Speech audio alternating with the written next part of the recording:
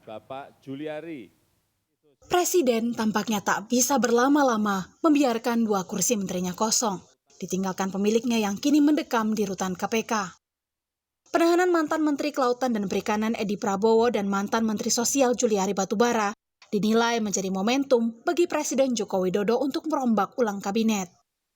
Rapat 4 mata antara Presiden Joko Widodo dan Wakil Presiden Ma'ruf Amin Senin pagi menguatkan sinyal kocok ulang kabinet.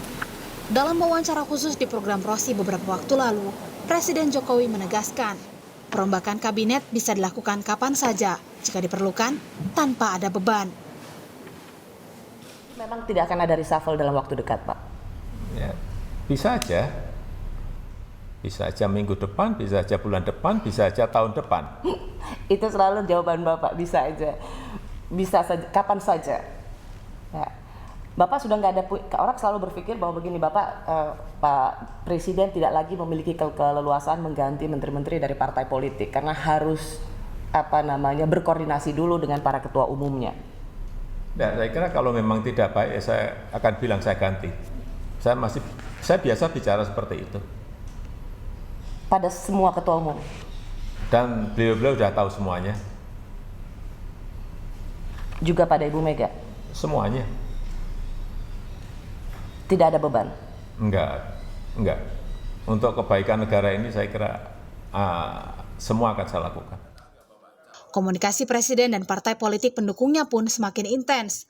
Sekjen PDI Perjuangan Hasto Kristianto kepada Kompas.com menyebut, secara periodik, Ibu Megawati Soekarno Putri bertemu dengan Presiden Jokowi. Komunikasi memang sudah dilakukan. Sementara itu, elit Partai Gerindra menyerahkan sepenuhnya pada Presiden terkait kursi Menteri Kelautan dan Perikanan yang kosong. Dalam posisi Pak Prabowo, kepentingan utamanya adalah ingin memastikan kerja pemerintahan 2020 sampai 2024 nanti itu bekerja dengan baik. Dan Pak Prabowo kan ada di dalam dan Partai Gerindra mendukung pemerintah dalam hal ini. Dan kalaupun misalnya Pak Prabowo diminta untuk mengusulkan, begitu beliau tentu patokannya adalah orang-orang yang capable di bidang itu, baik itu orang partai dari Gerindra sendiri atau orang-orang profesional, tapi tidak ada masalah di situ. Juliari. Kepastian soal perkenalan calon menteri baru pada Selasa ini disampaikan Kepala Sekretariat Presiden Heru Budi Hartono. Tentunya akan diperkenalkan kepada publik oleh Bapak Presiden.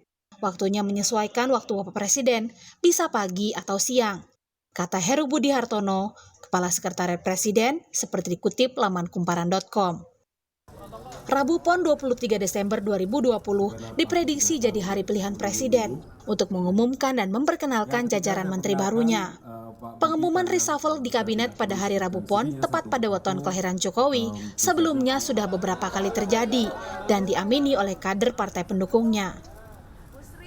Apakah ini yang kemudian juga dipahami bersama-sama oleh kader PDI Perjuangan bahwa reshuffle akan terjadi pada Rabu Pon? Ya, bisa jadi, Mas. Tapi bisa jadi, baik. Anda tadi sebutkan Rabu Pon, yakin sekali. Dalam artinya kita bicara dalam lebih pada pendekatan budaya di dalam tradisi orang Jawa kan kita tahu bahwa weton atau hari baik yang berkaitan dengan hari lahir itu ya tentu mempunyai energi khusus untuk kebaikan, dan saya kira itu sah-sah aja gitu bahwa itu dilakukan pada hari Rabu, dan memang kebetulan kalau kita lihat dari data yang ada trennya ada ke situ gitu. Kemungkinan besar memang akan terjadi ya, karena pertama ada 2 pos yang memang harus diganti. Ya. Itu kalau nggak cepat diganti tentu akan menjadi beban untuk kedepannya ya, efektivitas kerja kabinet. Kemudian manajemen 17 politisi pilihan Presiden masuk di Kabinet Indonesia Maju 1 tahun lalu. Lalu kini benarkah ada 6 hingga 8 nama yang masuk bursa perombakan kabinet? Belajar dari pengalaman, siapapun sosok menteri pilihan Presiden, pertimbangan paling utama haruslah integritas anti korupsi, kapabilitas dan komitmen memajukan rakyat Indonesia. Tim Liputan, Kompas TV.